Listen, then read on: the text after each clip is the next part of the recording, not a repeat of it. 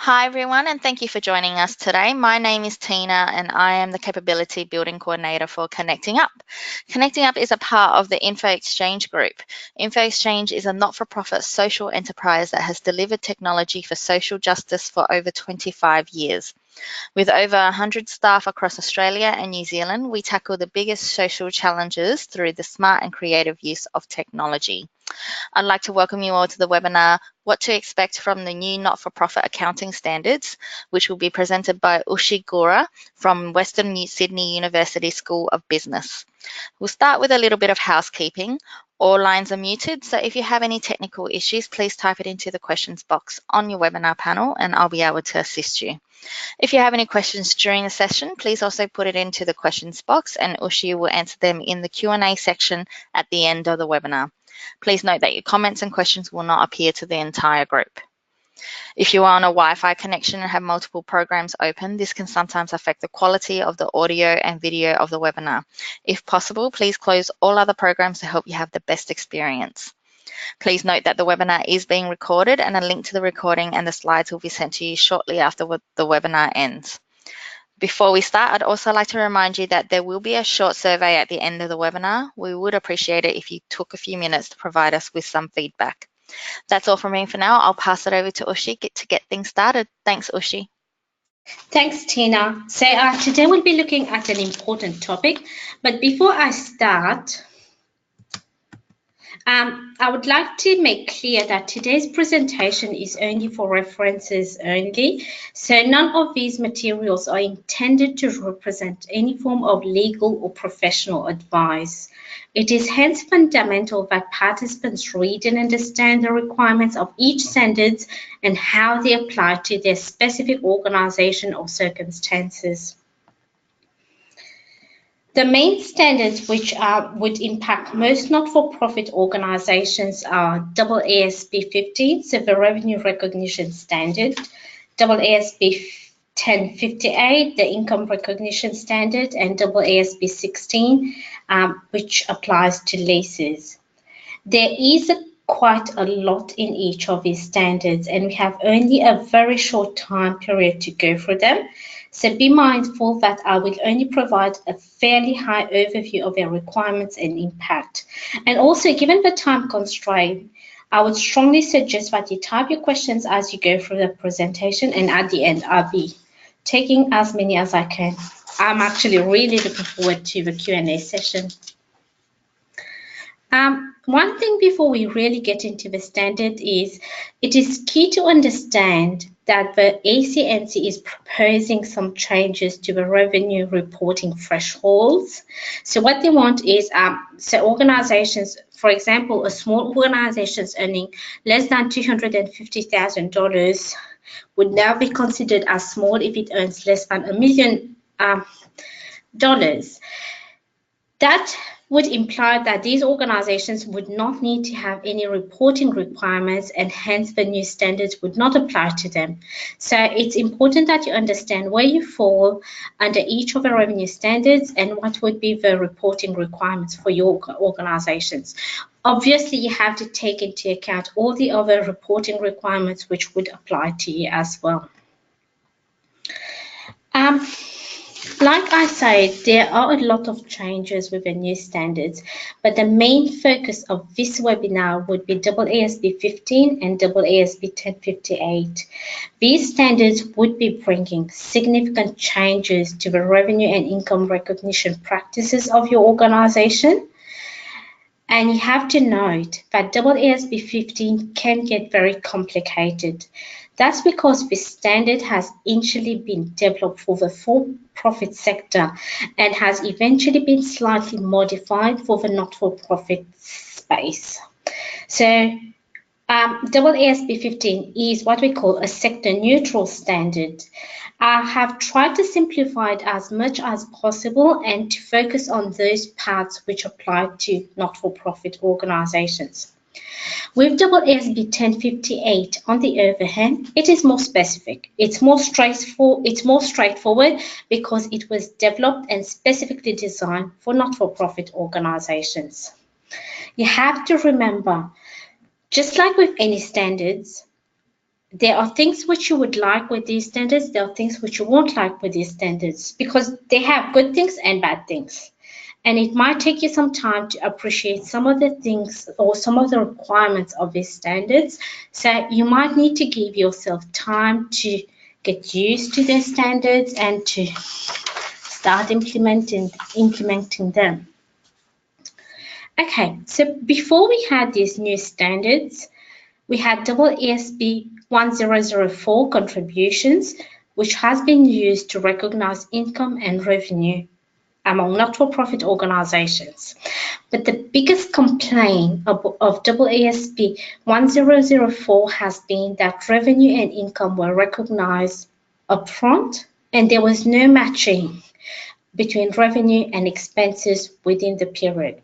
So what that meant is, under AASB 1004, your organization might have ended up with a big surplus in 1 year and then with a massive loss in the next year.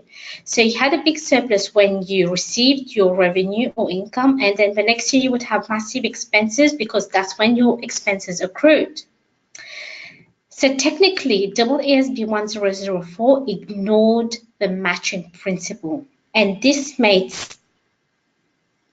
the standard pretty unpopular in the not-for-profit space because it created confusion and it was not really reflecting the economic reality of your organization. And as such, it became a pretty controversial standard over time. You have to know that AASB 1004 is still in force. It has not been fully replaced, but the good thing is it is now only specific to government departments and to contributions within the public sector. Why did we have an issue when we had the previous standard, so 1004? So under AASB 1004, your accounting treatment depended on whether funding was considered reciprocal or non-reciprocal. So a transaction was considered reciprocal and was accounted for as a service arrangement if your organization was provided with funding and that grantor received benefits which was pretty much of an equal value to the cash or asset we transferred to you. In other words, for a grant income to be deferred, it had to be reciprocal. That is, the benefits had to go to the grantor or to the person giving the money. And we had a problem there because in the not-for-profit space, funding comes in and it is given to not-for-profit organization to provide goods or services to a third party and most of the time to the public in general. So, for example, if you had a state government and it provided funds to not-for-profit organizations and the benefits went to the public at large, this was not considered reciprocal under AASB 1004, and therefore upfront income had to be recognized. If you look at in the example as well, here you had a university which had to account under AASB 1004. They had to account for income when the grant was received, though that grant related to an obligation to provide future services. So in other words, under AASB 1004, income was potentially being recognized way too early and expenses would have been recognized at a way later stage. So like I said, that created a mismatch between income and expenses. With the new standards, what's happening is, in the not-for-profit space, usually funding comes in and is given to the organization to provide goods and services to the public. So the standards comes in and recognizes this is how the not-for-profit sector functions. It doesn't function typical as the for-profit sector, nowhere near anyway. So with the new standard, the grantor can direct the direction of the benefits to the public or to a third party. And if they do so, then grant income is deferred. In other words, what that means is, with the new standard, the grantor can decide what those goods or services are, and who they are transferred to. This means that the grantor becomes like a customer because to some extent they are saying that they want these goods or services to be provided to third parties or the general public, and they are ready to pay for those goods to be provided to those people. And with the grantor becoming like a customer, we are potentially in AASB 15, that is revenue from contracts with customers.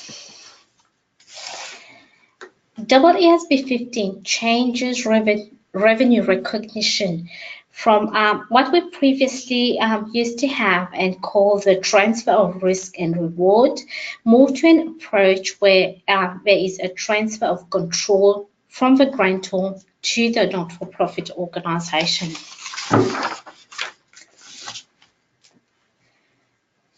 Now, AASB allows for deferral of income provided a transaction meets two specific criteria. The first one is it's got to be an enforceable obligation. Second, it's got to be sufficiently specific. So AASB 15 only applies to a transaction when the performance obligation are enforceable and sufficiently specific. And for that performance obligation to exist, there needs to be a promise to transfer a good or service to a third party. And it has to be specific. That's what the standard says. But the issue is the standard doesn't define what it means by sufficiently specific. So if resources are just provided to a not-for-profit organization and that organization has not been told what to do or how to provide specific goods or services, there is no obligation, there's no promise, and hence there is no performance obligation. As a result, what happens is revenue can't be recognized, can't be deferred, so it's got to be recognized upfront. With the enforceability criterion, it is a matter of judgment. And that could include your oral contracts or even your oral agreements. So you have to be careful there. Even if you have an oral contract or an oral agreement, that could end up being enforceable. And you might need to defer income there if that contract is also sufficiently specific. Like I said, the biggest issue is identifying what is sufficiently specific. The standard has been very broad about what it means by sufficiently specific. And most of the time, that would vary depending on the nature or types of goods or services that you have to provide, depending on the cost or value of the goods and services that you provide, on the quantity, and even the period over which those goods and services must be provided. While both of these terms, so enforceable obligation and sufficiently specific, require significant judgment, it is important that both criteria are met, because if they are not met, your funding arrangement will not be accounted for under AASB 15 and will instead have to be recognized as upfront revenue under AASB 1058. I'll go through a few examples just to clarify a bit what I mean there. If we consider what's sufficiently specific, and we look at scenario 1, where you have a not-for-profit organization which has received funding to provide counseling services to the public. As per this standard, that would not be sufficiently specific because it does not state how many hours or how many sessions should be provided. So, this performance obligation would not comply with the standard and would not get a deferral. You would here have to recognize revenue upfront following AASB 1058. With the second scenario, The performance obligation is specific because it can be measured and it can be assessed. We are talking about 15 counseling sessions. So it is hence considered very specific, so that's sufficiently specific. And the funding which is received by the organization represents revenue from a contract with the customer. So that grantor is telling you exactly what they want to be provided. They're telling you the goods or services they want provided, and they are ready to pay for it. So they are here a customer. Therefore, that would fall under AASB 15 and would be recorded as deferred income. A few more examples. If you look at scenario 3, you will find that this organization has again received funding to provide beds to the homeless. That would not be specific enough, and therefore that revenue would have to be recognized upfront. With the deferral concept, you need to know that it is not based on the transfer of goods or services only. AASB clearly requires that the funding arrangements have performance obligations very clearly articulated for your organization, and that's why, like I said, scenario 3 is not specific enough. If the same agreement, say if we had it as per scenario 4, was specific, it would be recognized as deferral income. And as your service gets provided over time, but deferral income would be recorded as revenue over time. So you would derecognize that deferred revenue and start to recognize income as you provide that performance obligation. The main reasoning behind deferral is that you have a liability and it should be disclosed. That's in line with the conceptual framework. That's in line with providing financial reports which reflect the economic reality of your organization. Now, how AASB works. You would first need to consider whether AASB 15 revenue from contracts with customers applies to a transaction or part of a transaction. If AASB 15 applies, then your organization would apply the principles of a standard to recognize revenue. So AASB has come up with a model, which is like a 5-step model, where first you identify your contracts. So did you have any contracts with your customers? It could be written, oral, anything. Then your second step would be to identify your performance obligations. What were your promises? Were your performance obligations within that contract? Were they specific enough? You have to consider them. After you've done that, the third step would be to determine the price. And I think that's where it gets a bit tricky, because you'll have to consider any bonuses, any penalties involved, and it can get challenging, especially in the not-for-profit space, where we don't know how do we determine the price of things. And then the fourth one, you allocate that price to your performance obligation, and finally you recognize your revenue as your obligation gets satisfied. The catch with this set standard is to get the deferral. So with AASB 15, revenue is recognized when the goods or services are transferred to the customer. It's not when you get the funding, which has been under AASB 1004. So now when the customer gets this, when these goods or services are transferred, or when they get control of goods or services, that's when your revenue gets recognized within your financial records.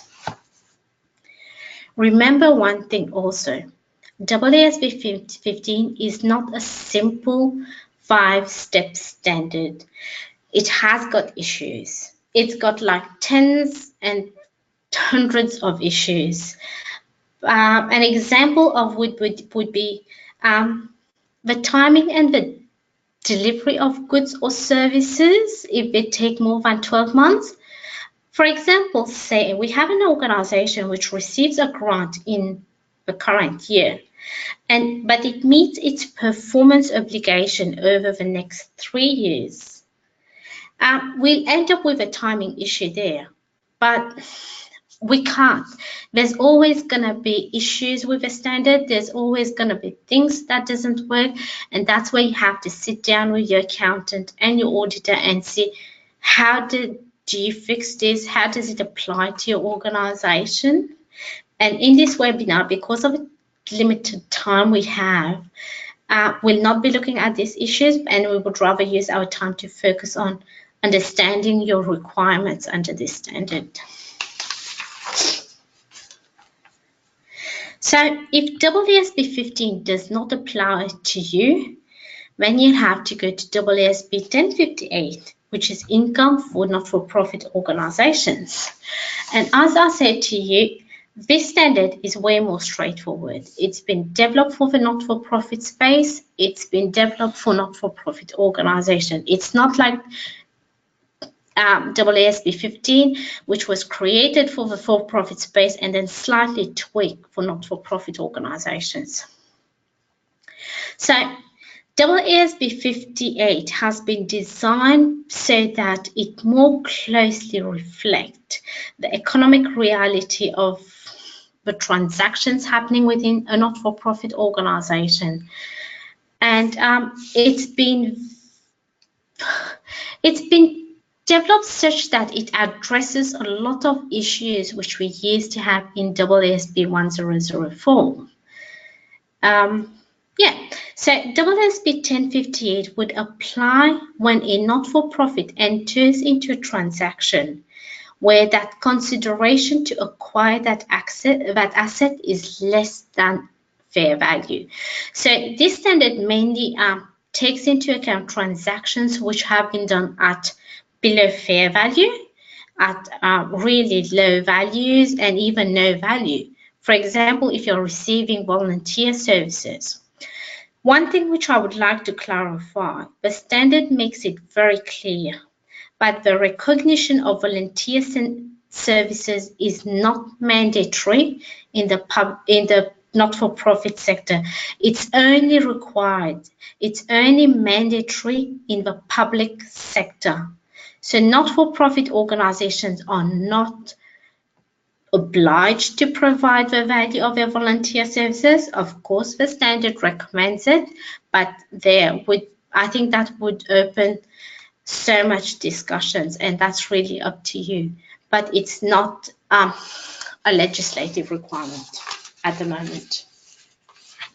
So how AASB 1058 works is that instead of having upfront revenue recognition, it flips it.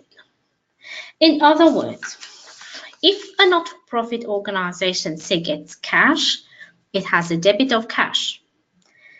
The organization then has to work out the credit side of a transaction.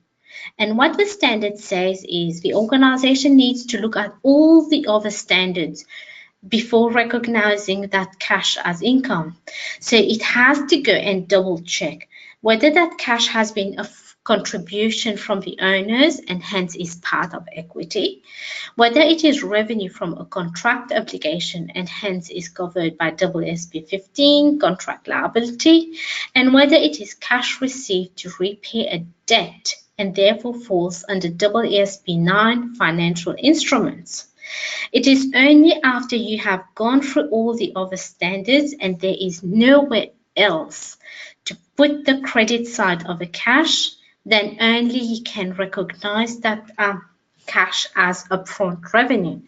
That's what the standard says. I know we do have a few organizations which might be interested in capital grants, so I'll quickly go for them.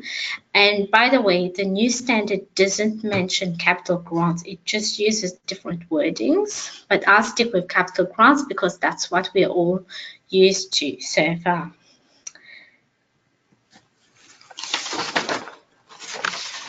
There is one thing which you need to No, is AASB 1058 will require not-for-profit organizations to reassess the way they account for grants and government funding, as well as other contribution, and that would be fairly different compared to the way AASB 1004 did things.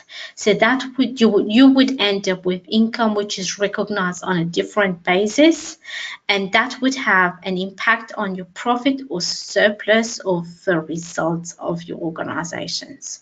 So just bear in mind, and you might want to explain that within your annual report or as part of your notes, because it might end up being confusing to the users of your financial statements. So to understand AASB 1058, I've used a few examples. For example, if we have an asset which has been acquired at a significantly less than fair value. For example, in this scenario, you have an organization which receives an asset which is less, so let's say they receive some donated inventory. Under AASB 102, that would be recorded as inventory. But then you have to identify the other standard, that is the related amount, which will apply to the other side of your entry. And that could be anything. It could be contributions by owner, revenue from contracts, lease liability, and anything else. So you have to identify that. And if it's not there, then you go to AASB 1058. Now, the difference between the value transferred of the asset, in this case, because it's donated inventory, the consideration is 0, so it's nil, and its fair value. You would take the fair value after recording the related amount. That difference would then be recognized as income. Another example would be, let's say you're a not-for-profit organization and it receives grant to acquire a specific asset, say to construct a building. AASB 1058 has got specific requirements here. So we are here talking about a building which will stay within the control of a not-for-profit organization. And as per AASB 9 financial instrument, the cash would be recorded as a financial asset. So what will happen is that organization will record the funds received as cash, and then it will initially recognize the obligation to construct the building as a liability. And as the performance obligation is satisfied, the liability will be due recognized, and the related income as well as the asset would start to be recognized within the financial reports of that organization.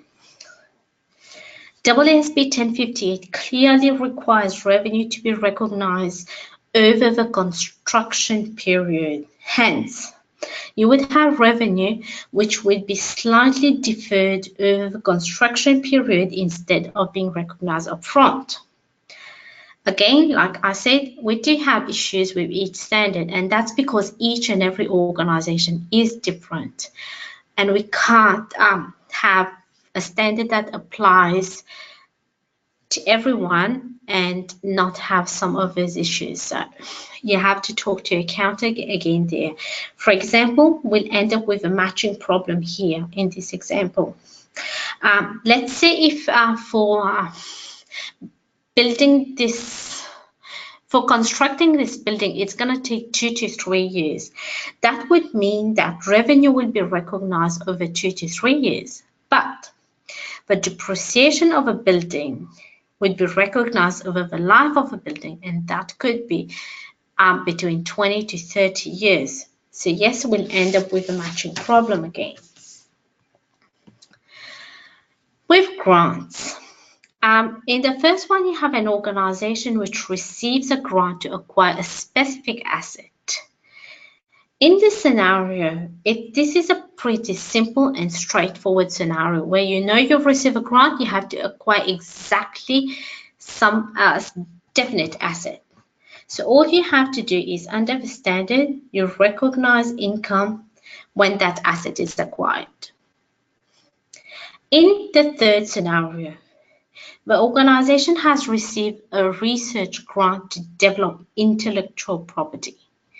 The problem here is intellectual property is an asset which does not satisfy the recognition criteria in any other AASB standards. Therefore, you won't have that related amount signed. So what the standard says is you recognize income when the funds have been obtained. Some organizations could also end up having bundle items. So sometimes we get a bit of donation and a bit of goods or services. A classic example is when you have a charity dinner and attendees pay for the meal as well as for the networking opportunity and for some donation to the organizing not-for-profit organization. Another classic example is when you have branded goods, such as, let's say you have a pen which costs $5 because it has a charity name on it, as compared to a similar pen costing $1 without that brand name on it. So what you do here is, if your organization receives bundle item, it should be asking whether there is any need to split the bundle item into donation and upfront revenue recognition, that is a deferral. And that would depend on whether the whole amount is refundable in case the goods or services are not provided. If that's the case, then the amount is recognized. The whole amount is recognized. The other possibility is there is a non-refundable component in the bundle item, and that's when it gets quite complex. The standard uses a very complicated formula to decide the recognition associated with such item. So if your organization is receiving any of these types of bundle items, and you do have a non-refundable component in them, it would be a very good idea to look at some of the examples within the standard and also to discuss the treatment of these items with your accountant or your auditor. So that's basically what these two standards say. Transitioning. So transiting from the old to the new standards. Remember, the standards became effective on the 1st of January 2019. Many of you would be producing your reports for July, so that gave you some extra time. Okay, usually what happens with any standards is you go back and retrospectively apply the standard. That is, you go back and you adjust your prior year's figures. The good news is, with this new standard, but AASB has allowed not-for-profit organizations to start on the 1st of July 2019 and also to adopt the standards from them.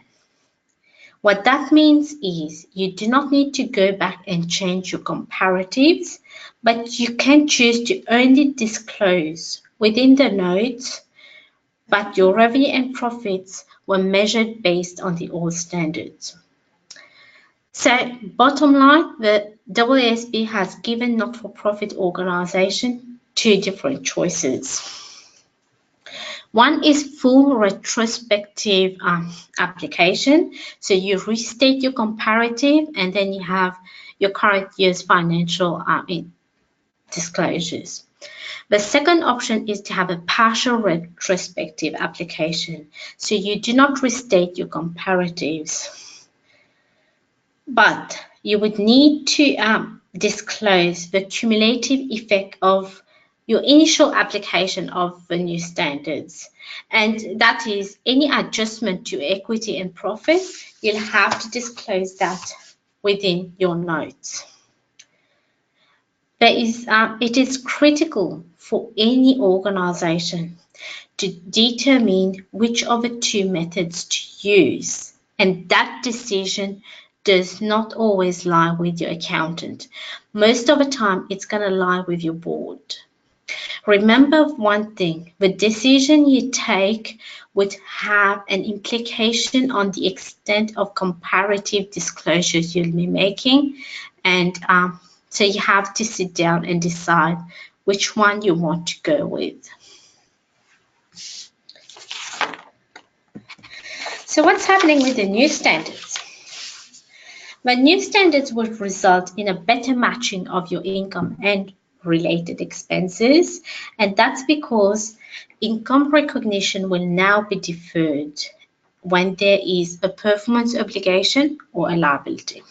For example, like we said, if a not-for-profit organization receives a grant which is sufficiently specific, that organization will now recognize the revenue when it fulfills its performance obligation. And this is in contrast with prior requirements, which forced income to be recognized on day one, even though you have not yet fulfilled your obligation. The new standards have also broadened the fair value recognition principle, which covers assets, when not-for-profit organizations acquires these assets at significantly less than fair value. So that would result in more assets being recognized within your balance sheet. With the new standard, the critical issue is to identify whether your funding arrangements will be accounted for under either AASB 15 or AASB 1058. Both standards, if you go back to them, they have plenty of guidance. It might be confusing, but it might be worth it at the same time to have a look at that and then to talk to someone about it. Like I said, AASB 15 was designed for the for-profit space, but it does include enough guidance for not-for-profit organizations as well. It is acknowledged. It's not like something we don't understand or even the AASB doesn't understand. It is acknowledged that these standards would be changing how you've been reporting for all these years. And that's why I would strongly recommend to start as soon as possible, because you would definitely have a large number of different arrangements to analyze. And because of this burden it could have on your organization, the AASB has provided not-for-profits in general with some transitional reliefs. And I think that was a good thing. Such as you do not have to restate your arrangement, which were recognized under AASB 1004 and under AASB 15. You do not have to restate your arrangements where the consideration paid for an asset was above consideration but significantly less than fair value. One thing also is, although these reliefs are there for AASB 15 and 1058, they do not apply to leases, and that includes peppercorn leases. That is, leases which were significantly below the market terms and conditions. So I'll slightly touch base on AASB 16 because it's most likely to be relevant to only a handful of organizations. Okay, the underlying definition of a lease is the right to use an identified asset. And leases have two major exemptions. Short-term leases, that is the right to use an identified asset for less than 12 months. And low-value leases, that is, and a broad guidance would be less than 7,000 Australian dollars. The international standard uses 10,000 US dollars, so that's an equivalent of 7,000 Australian dollars, and that's where this figure is coming from. So it's coming from the standard. It's not just me making that up, I would say. So usually items under the lease standards are recorded as part of operating leases of an organization, and these could include items which range from the building, the storage and equipment facilities, the cars and car parks of an organization, to the pot plants, the water coolers of the organizations. So it does cover a lot under operating leases. Under AASB 16, your organization, if it's got a lease, it would need to put them on the balance sheet now. Operating leases used to be in the P&L, so now they're going to be in your balance sheet. And the underlying accounting that puts leases on balance sheet has always been finance lease, which means that would require working out the lease term, the project payments, the discounting back, getting the lease liability, recognizing the lease assets, the interest involved, and all of this would definitely have an effect on profit. But what's going to happen is at the end of a lease payment, you would have a low liability, a low interest, and the total value, so the aggregate value, would be less than what you would need to pay for in cash. This treatment might be confusing to your financial report users. And many organizations would also end up with a liability. So most of them do not usually have a debt. So now they'll end up with a liability on their balance sheet. And I believe to avoid any form of confusion, it's important that if you have leases and it's going to be on your balance sheet instead of your P&L, explain that within your notes. Let your reader know what's happening there. With peppercorn leases, I will not really address them. The main reason is peppercorn leases is a very challenging area, not just for not-for-profit organizations, but also within the for-profit space. And they require so many arbitrary decisions to be made in calculating numbers, and it can be very expensive in many cases. What is happening with the standard for not-for-profit organization is the AASB, in its exposure draft 286, has actually proposed to defer any mandatory valuation of peppercorn leases, at least for a temporary basis.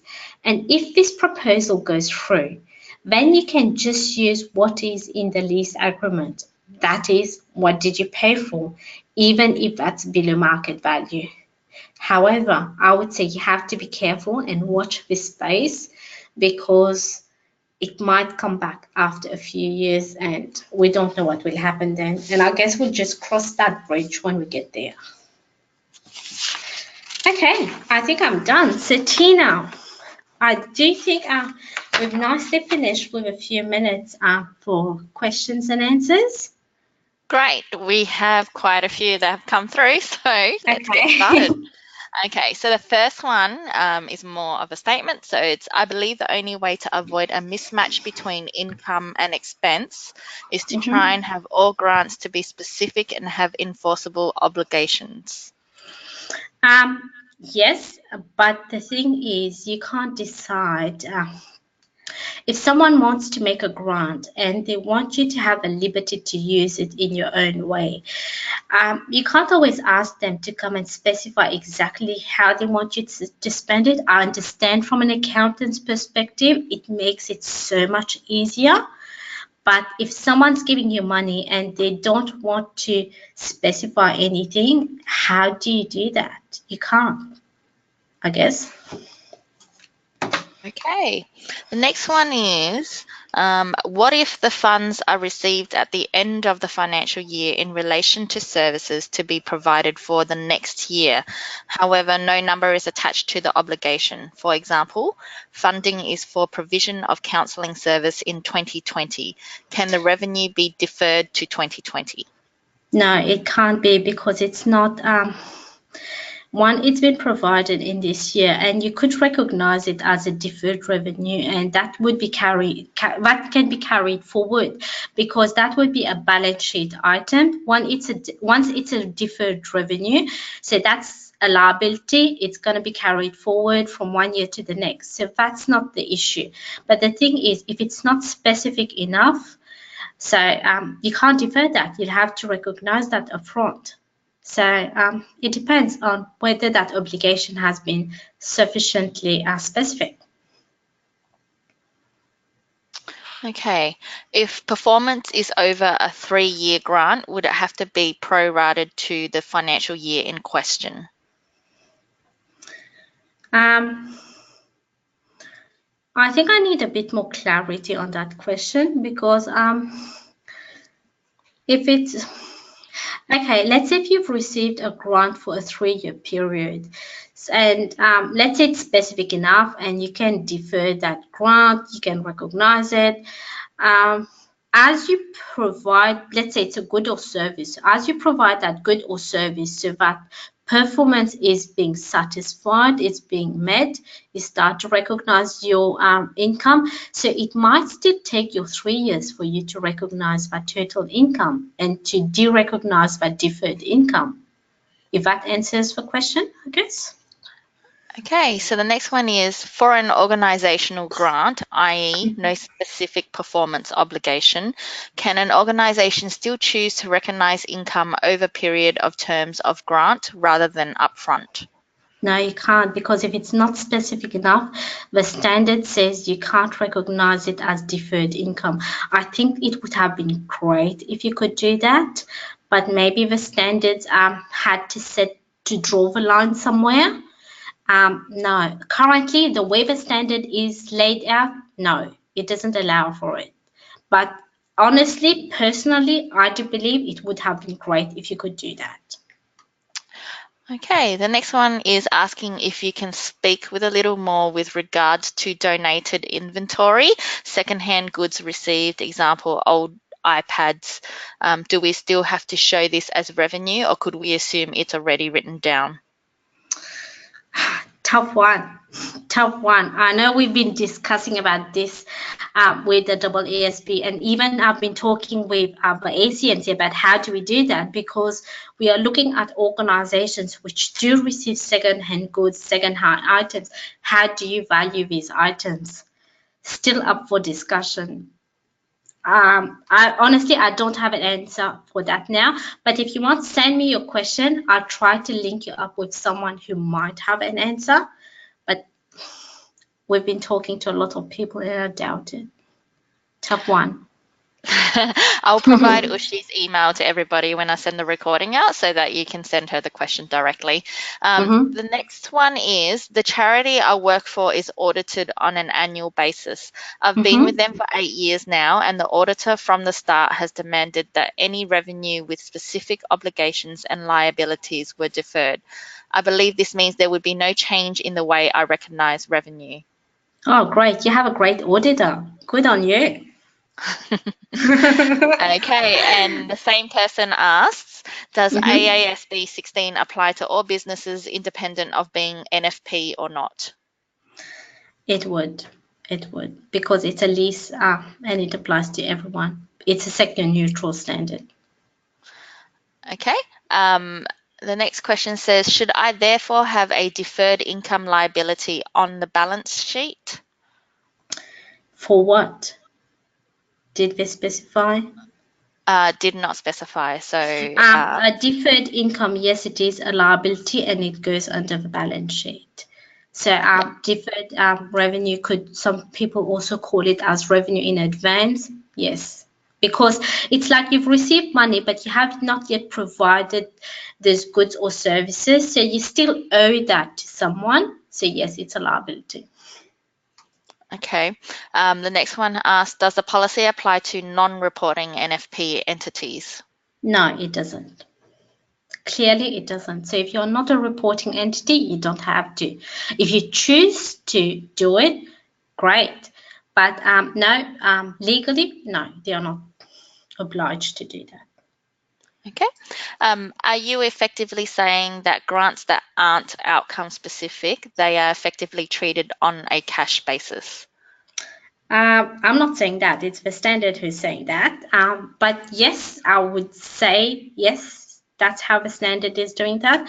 Because, like I said, they have to draw the line somewhere. Okay. Now, somebody's come back and said, i.e., does the standard apply to non-reporting entities that release special purpose financial statements? With special purpose financial statement is you get to choose how you want to report things. So a special purpose financial statement is it can be a financial statement which you prepare following your own format, and you can make it whichever way you want it, technically. General purpose financial statements, that's different because reporting entities have to provide general purpose financial statements, and those reports, because we have like those organizations, because we have like public accountability, they have to provide reports which can be compared with other similar organizations, which even the regulator has to be able to understand. So with general purpose, they have to follow standards, but special purpose, no. It's great if they do, because if I look at a special purpose financial statement, sometimes it takes me time to understand what's happening there. But if you're using standards, I think you are kind of showing that you're very keen on being transparent, accountable, and you have nothing to hide, or you are very confident with your finances. Okay, so that's all for questions for now. Was there anything you wanted to add, Ushi? If someone wants to contact me, they can still contact me via email. They could send me an email. Let me know that you've been at the webinar and you would like to LinkedIn. I usually get a lot of LinkedIn invites, and I don't accept them unless someone says something to me, because there are so many people I don't know. You can follow me on Twitter. My Facebook is official, so it's not my private Facebook. You could also add me on my Facebook. I would love to hear more from attendees. I would love to hear more about your questions. I do work with the AASB. I do work with the ACNC. So if I get to hear your voice, I can represent what you want to say to these regulators. So please do keep in touch. And thank you, Tina. You've made it so easy. Great, thanks, Ushi. Yep. So thank you very much for presenting today, and thank you everyone for joining us. It would be great if you could take some time to do the survey that will pop up once I end this webinar. We'd love to get your feedback about what else you'd want to learn from Ushi, so that we can look at some future webinar topics for you. So please take a couple of minutes to answer that survey. I hope you've all learned a lot from this presentation and that all of your questions have been answered. If you do have any questions that come to mind later, or any feedback at all, please send that through to events@connectingup.org, and we will answer those questions offline. You can also contact Ushi directly via the information on your screen.